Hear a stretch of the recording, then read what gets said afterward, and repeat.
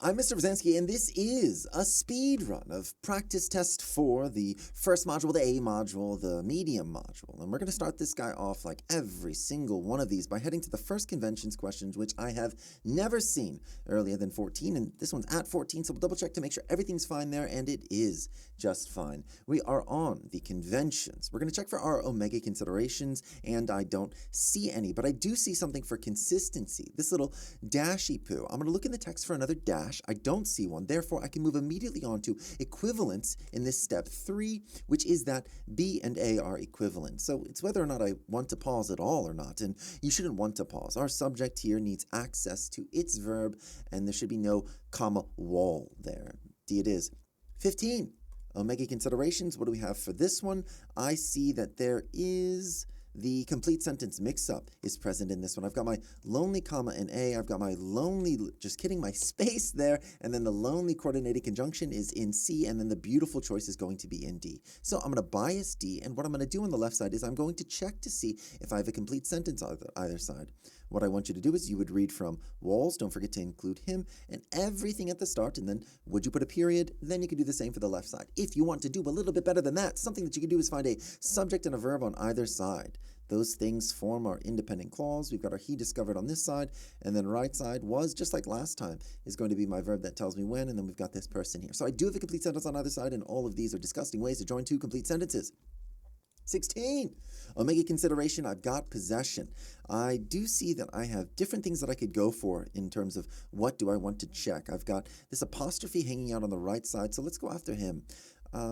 To determine the extent to which individual snow grains affect the amount of light. So this is going to be a verb. The properties is a subject, and subjects don't possess their verb. They have a different relationship, and it's certainly not that disgusting one. Then it's whether or not grains is possessive or not. There are a few things that you can do for the holy trinity of possession. Something that you can do is use a possessive determiner. You can use the of construction, this preposition of, or you can just kind of know if you want grains or not. So what we can do to test this is, can I substitute individual snow grains with their, to which their properties affect? I do like replacing it with this there, which means this possessive determiner works. Another thing that I could do is to which the properties of the individual snow grains affect. All of these constructions demonstrate that the thing that I do want here is possession. So D falls, the grain's physical properties. 17. Omega consideration. What do I have here? Another complete sentence mix-up. I've got my lonely coordinating conjunction that's present here. I've got the space, I've got the beauty, and the lonely comma. So I'm going to bias C, check the left side for a complete sentence. All I want you to do is read from capital letter to this Parks right here. See if you have a complete sentence, then you do the exact same thing to the right side, but we can do a little bit better than that because we do have a complete sentence on either side. We've got our subject here, initiative. Its verb is represented then on this right side, right at the start. We've got our subject and verb. Independent clauses. We cannot join two independent clauses with a lonely coordinating conjunction, a space, a lonely comma. C is the only thing that's there. 18. I've got the omega consideration verb here. We've got a singular, we've got a plural, we've got a plural, and we've got a plural. This screams to me that it's going to be subject-verb agreement, so I'm going to bias the odd man out, go looking for a subject. It's not actually before it. Thank goodness for this cute little strategy. This clause initial prepositional phrase is not followed by a comma, which means we're actually inverting our subject after the verb that tells me when. We've got our was. Josephine c'est Pierre Ruffin. Good for her. 19, we've got another omega consideration. Just kidding. We have, whoa, this is a bizarre one. As I preview all of this nonsense that's here, I'm not comfortable with any of these things. I don't really see anything for consistency just because we've got dash to dash. This little guy's what we're probably going to go after. Those are pretty harmonious. And just on a quick look, that one's kind of gross. So consistency, I think, is going to fall. Equivalence is going to fall. Then we can move on to the final four. I'm going to consider this colon first. I already don't like it because this include from this environment screams to me that it needs a little bit more access to something. I'm going to read my independent clause. This person recently discovered that cephalopods, ocean dwellers that include, yes. If you wouldn't, considering just to the left, if you wouldn't use a period, you are not allowed to use a colon. So we'll take this off the table and we'll move to another person that we don't like. A seems to be, I will engage with the notion of consistency, this comma bridge that's right here. Let's say we start this comma bridge here. Then these things would be involved in a list that include the cuttlefish. Then where does this comma pick up another homie?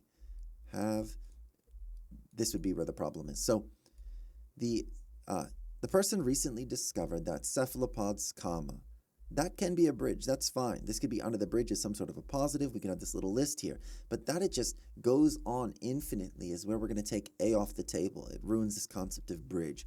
I've got B and D. These dashes can work together, and that's a beautiful thing. Cephalopods have a special ability. I love the way that this looks. Taking a look at B, it's putting the bridge around ocean dwellers. Cephalopods that include, this is what's weird. It's saying that like cephalopods non-restrictively are ocean dwellers, and then it's restricting the cephalopods to include the squids, octopus, and cuttlefish. That just doesn't feel right. This is what we want. We are narrowing the group of cephalopods to describe them as ocean dwellers, and then not all ocean dwellers are cephalopods, and that's the relationship that we want. Very tricky one. 20. Thankfully, we're back into something simple with these omega considerations. We've got verbs, we've got a neither, we've got a neither, we've got a neither, and we've got a both. I think this is going to be either forming a clause or parallel structure. So as I'm typing out, I'm looking for an and. There isn't an and, so it's going to be forming a clause. I'll bias the odd man out, and I'm going to start considering the clausey nature of what I got over here. A model created by biologist predicts. I've got my subject and my verb that tells me when right here. This is a reduced participial phrase. Or a reduced relative clause is a participial phrase in passive voice created by. A model predicts that, we're going to be starting a dependent clause here. The rate of speciation, we'll just read over this bridge, ignore that. The rate of speciation on an isolated preposition, on an isolated island that is located, this is all not verbs that tell me when, from the nearest mainland, blank, this is where we want our will be, absolutely. Yeah, this has to be a verb that tells me when, because without it, that wouldn't have its verb that tells me when, and it would be a failed clause. D. 21, transition. We've moved on to something. Luckily, we had a whole bunch of those questions, and we enjoyed them both. So I'm going to do this is go to my left side and get some stuff for my X. Then I'm going to look to the right side. Award-winning travel writer Leda Watanabe Lacoste, Beyond Clean and Fiam Jeans. She considers the background research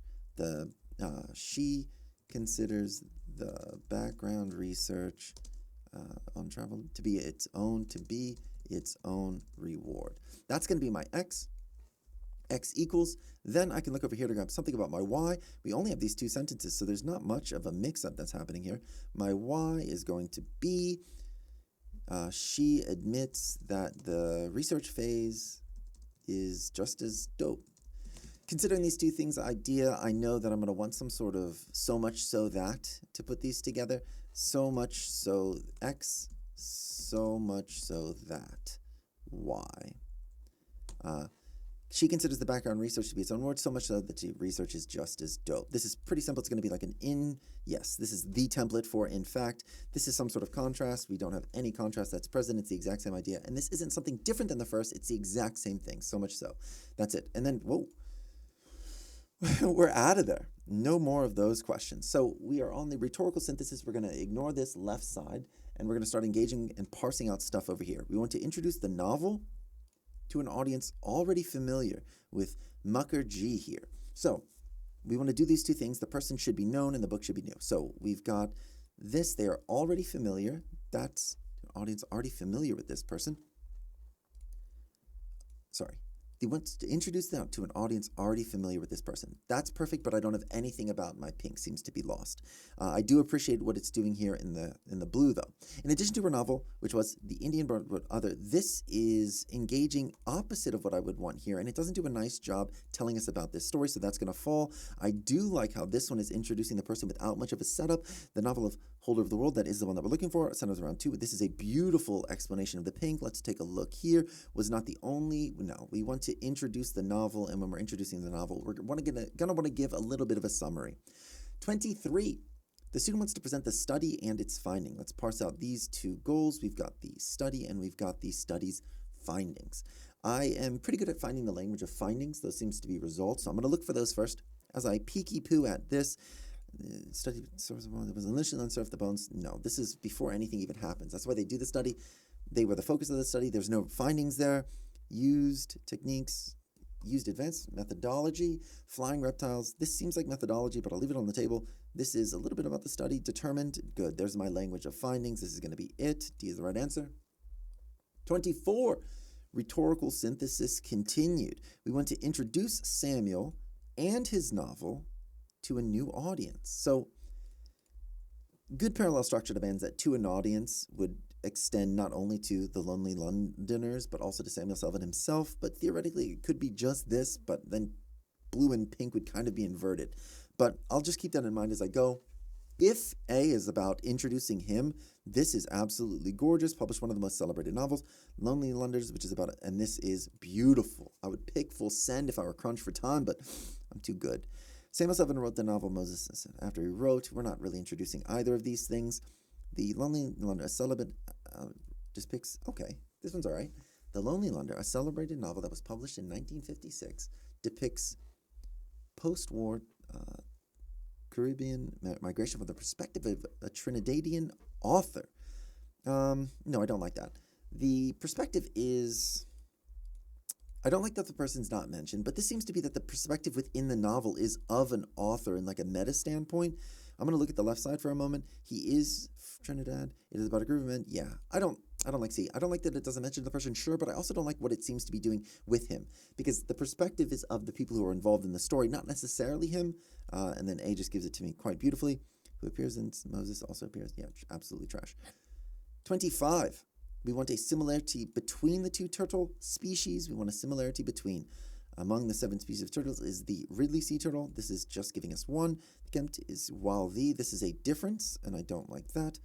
Both the and the can be found in the Atlantic Ocean. This is gorgeous. And are different species. No, the similarity isn't going to be that they're different. C is going to be it. 26.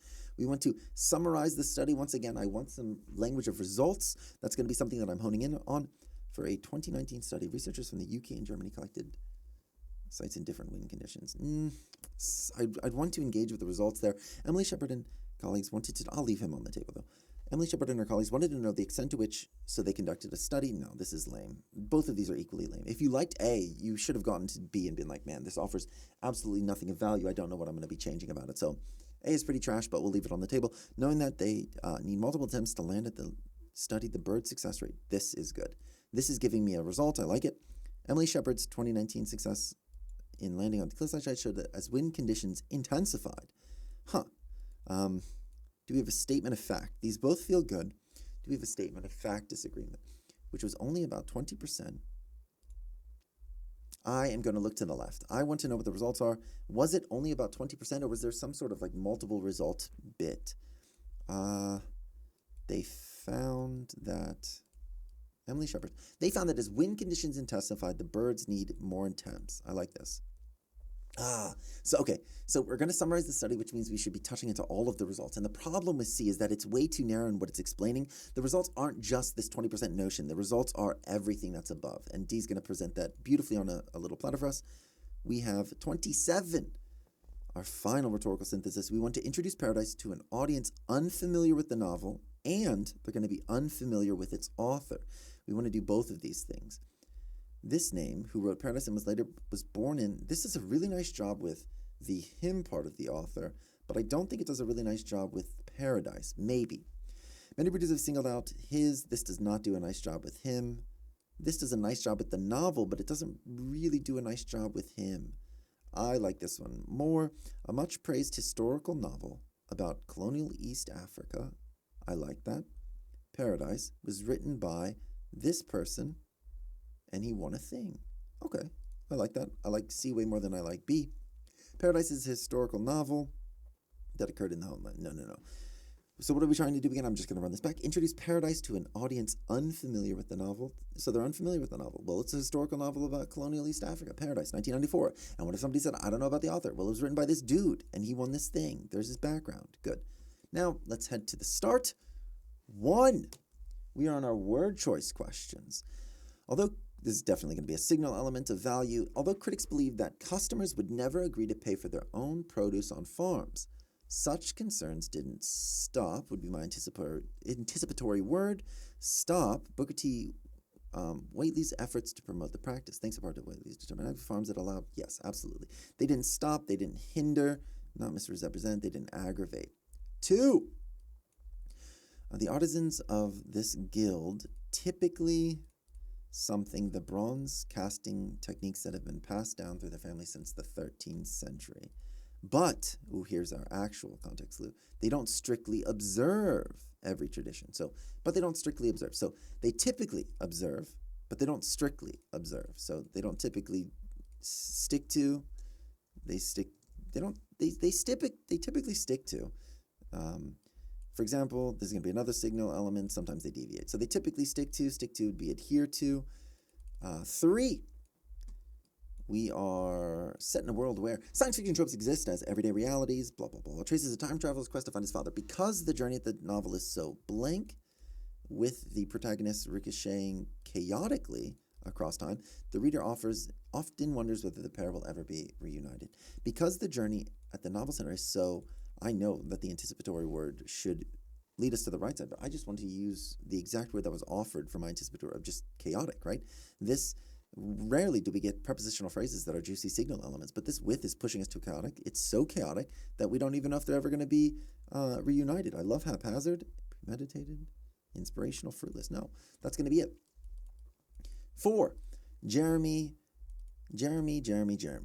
The single-celled protozoan not only uses strategies to escape irritating stimuli, but also switches strategy when one fails. This evidence, good, so the evidence, we're kicked back to this idea here, this evidence that they are able to switch things is sophisticatedly changing their minds, demonstrates that unsophisticated, it would just be unsophisticated, it would be like basic behaviors, not aggressive, rudimentary, not evolving. No, if anything, they might be evolving, but it's rudimentary. 5, some historians blank that late 19th and early 20th century households in the United States experienced an economy scale when it came to food purchases. This is going to be my signal element. This defines. They assumed. So I want up here, essentially, assumed. I just want to make sure that the right side is the left side. That large household, because it's basically a colon there, that large households spent less on food per person than did small. And this said economy of scale? Absolutely. So we want assumed, that's surmise, contrived, question, regret it. No. Those are synonyms. 6, it was not effective. It no longer answers the requirements of modern engineering. All right. 1 robot can replace 2.5 workmen. The human machine, Miss Glory, was terribly imperfect. It had to be removed sooner or later. It was too expensive. It was not effective. It no longer answers the requirement of modern engineering. Nature has no idea. It no longer meets the requirements of modern engineering. Not explains, no longer goes against, no longer defends, fulfills. It no longer meets. It no longer fulfills. 7, we are out of those tremendously long word choice questions. We are out of there. And we're going to be on the according to, based on question. Good, we're set up there.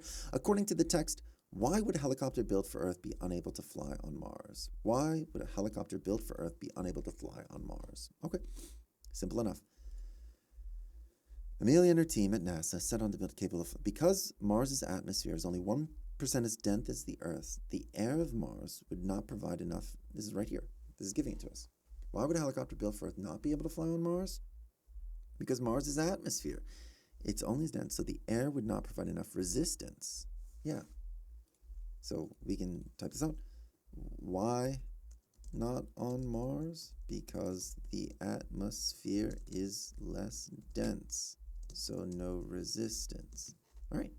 I think we start engaging because Mars and Earth have different atmospheric conditions. I absolutely love that. I have 13 minutes, but if I were pressed for time, man, I would just go on this sucker. Because the blades of helicopter are too large to work on Mars? Nope. That doesn't seem like it would be right. Because the gravity of Mars is much weaker. Nope. Atmosphere is what it is. I don't have any statement about gravity. Yeah, it's just about atmosphere. It's giving me this on a silver platter. I'm not going to think much about, is gravity atmosphere? It's telling me something about atmospheric conditions, so I'm just going to go with what it's saying. I'm matching the words. Because helicopters built for Earth are too small to handle the conditions. No, I love my atmospheric conditions. I wouldn't have spent this time if I didn't feel so cocky with what I was dealing with. But the Earth, Mars, for 5 years, it would just be the blades. Yeah, because the blades are longer and faster. Yes. It's just the atmospheric conditions. We are done with the according to, based on. We are on this main idea question. Let's read the final chunk that we've got there. We don't have much, so this seems silly, but they continue to be important for story collection, for culture. Like, that's like the culturiest culture stuff. Let's go to the first sentence and start summarizing. They have traditionally been all about the people information. Absolutely.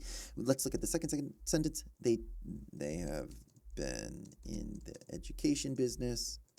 Sure. New technologies. Tech has changed some stuff that they do, but they remain super important for culture. Absolutely. Even though there have been some changes in the roles, this absolutely, although they have many roles, I don't have any evidence that they like teaching the best, right? They just might do it. Even though teaching is the most wonderful thing, it's the best. I couldn't wish for anything more. They have been entertaining people. That is a true statement, but it's neglecting the signal element, but that like technology was kind of pushing them out in some sense. Technology, this is Doomer City, right? It ended on a note of optimism. I hate these main ideas that give me stories.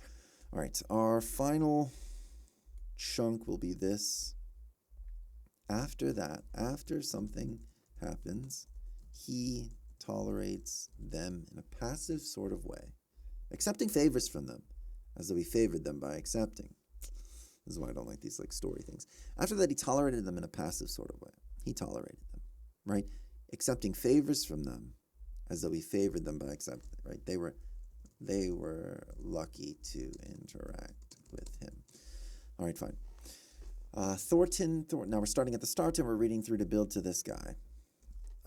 Thornton alone held Buck. Thornton held Buck. The rest of mankind was nothing. The rest, Buck is a sled dog. Okay, that makes more sense. Thornton alone held Buck, dog. The rest of mankind, Buck only liked his man, right? His owner. Cool. Chance travelers, some people could interact with him, but Buck did not care. And from a far too demonstrative man, he would get up and walk away. But Buck did not care, especially for fancy men. When Thornton's partners, Hans and Pete, arrived on the long-expected raft, Buck refused to notice them until there were some partners come by, and Buck played it cool. Man, he's a little jerk dog, more cat-like than dog. Buck refused to notice them until they learned they were close with Thornton. After that, he tolerated them. Okay, so there's this dog. People think he's cool, but he's like, whatever. And then he's like, I love my owner. Cool. Buck has become less social since he began living. I have no sense that I don't have anything to support this. Trash. Buck mistrusts humans I don't like the totality of this, and does his best to avoid them. No, he lives with one, he interacts with one, so I'll take it off the table. Buck has been especially well liked by most of his friends. Can appreciate that concept. We've got strangers try to touch him, and the two homies come here, and then Buck holds Thornton in regard to any other person. Yes. So in terms of a main idea, we started with the notion that this is all that he cares about. He only acknowledges them because his homie likes them, and it's like as a favor to Thornton, he's being nice to them. And they especially well liked by most of Thornton's friends. We just have two. And then especially if there were like comparative language, like there was another dog that was involved in like a sled team and they didn't like him as much, then I could appreciate that concept. But this is just hitting it exactly where I want it to be without making details that I would beg for to prove a different one right. Assertion and quote. We're going to have to zoom out once for this one. We've got a lot. Illustrates the claim or supporting a claim. He felt an intuitive and sometimes, let's get fancy with it. Get away from there. He felt an intuitive. Can I please? Thank you. And sometimes unexpected sense of cultural recognition.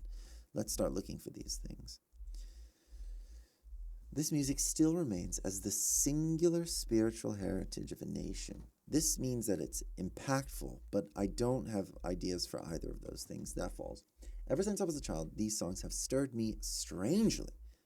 They've stirred me strangely. This is absolutely perfect. Stirs me strangely would be unexpected, stirred me strangely. They came out of this house unknown to me, one by one, and yet at once I knew of them. And this is where we get our intuitive. This is absolutely gorgeous.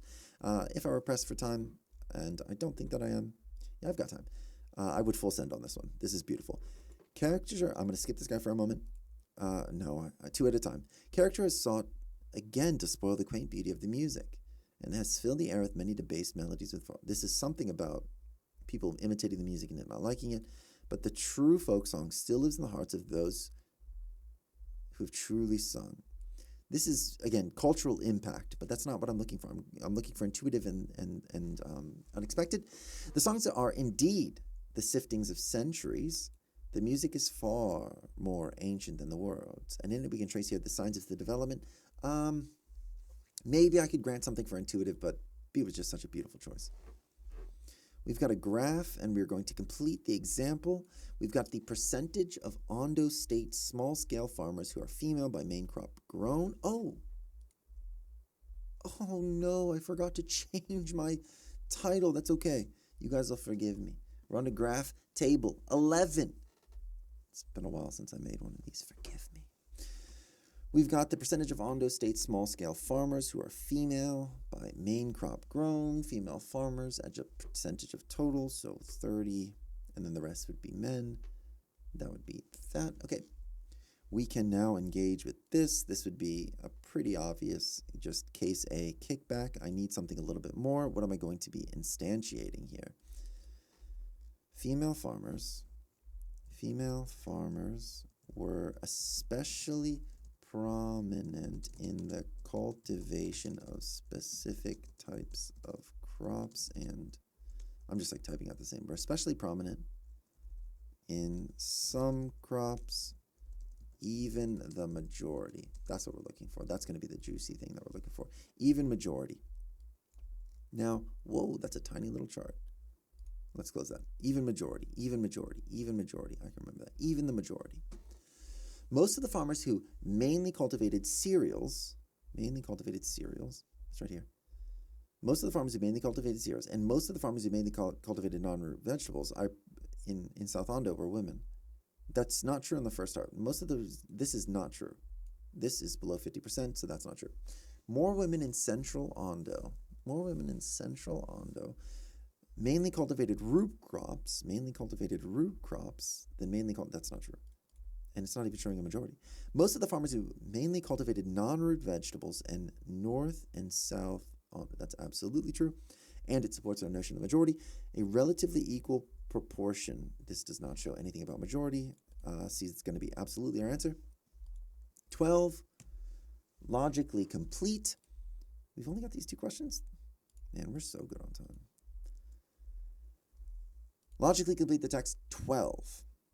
We've got a case A kickback. We have some sort of like X, because X, those people who think Zelda is just an inspiration for F. Scott Fitzgerald.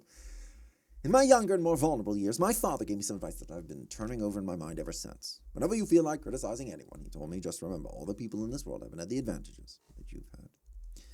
The Great Gatsby is the greatest thing ever written, right? I think that we should instead pause all of these speedruns, and I'll just read you guys that book.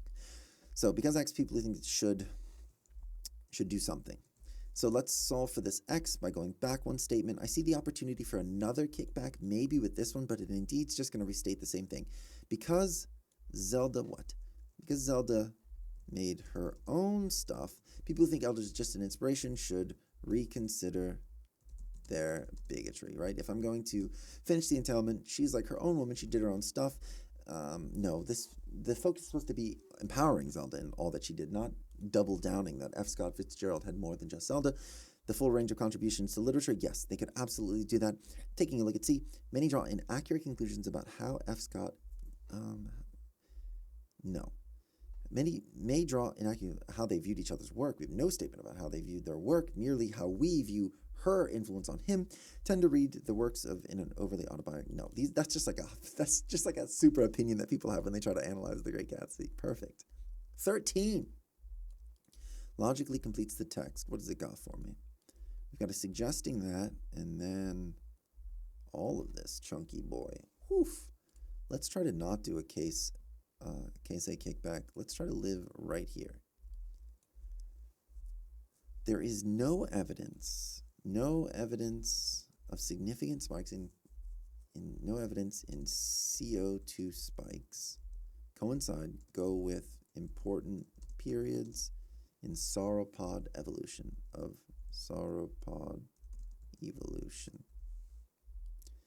The suggesting that is, I'm going to just put it because no evidence in CO2 spikes go with important, okay? Then what does the rest of this say? Such as when the first large sauropods appeared, when several sauropods' lineage underwent further evolution. So these are just important periods. I'll note those, important periods. We've got first appeared, further evolution, maximum size. So there was never a recorded spike. So because no evidence, however, we've got time, so I'll read the previous end. I would imagine it's making the statement that people attribute it to CO2, because that's what I would have believed. And some researchers attribute the evolution of sauropods to the massive to increase plant production. Yeah, 100%. Let's start engaging. Because no evidence in CO2 spikes go with important periods of sauropod evolutions, fluctuations in atmospheric carbon dioxide affected? No. We don't have notions of these fluctuations, so we don't have different lineages. It doesn't exist. The evolution of larger body sizes in sauropods did not depend on increase. Did not depend. Yeah, they didn't find it, so it's there. I like that. Atmospheric carbon dioxide was higher when the largest sauropods lived than when the first. No, because it would be, if that were true, then we would have evidence of spikes if this were true. Sauropods probably would not have evolved to such immense if atmospheric carbon had even been slightly carbon. Stop making this about carbon dioxide, right? The evolution of larger body sizes did not depend on an increase. Yes, because there's no evidence, it didn't have it. And that's going to be it. Easy every time. We've got all of them under our belt. We can hang out for a couple of seconds and talk about how wonderful of an experience that was. I want to thank you for hanging out with me, right? The path to greatness, it's paved through labor, and I'm happy to be taking this labor together. Xerxes is happy to be taking this labor with you. GG.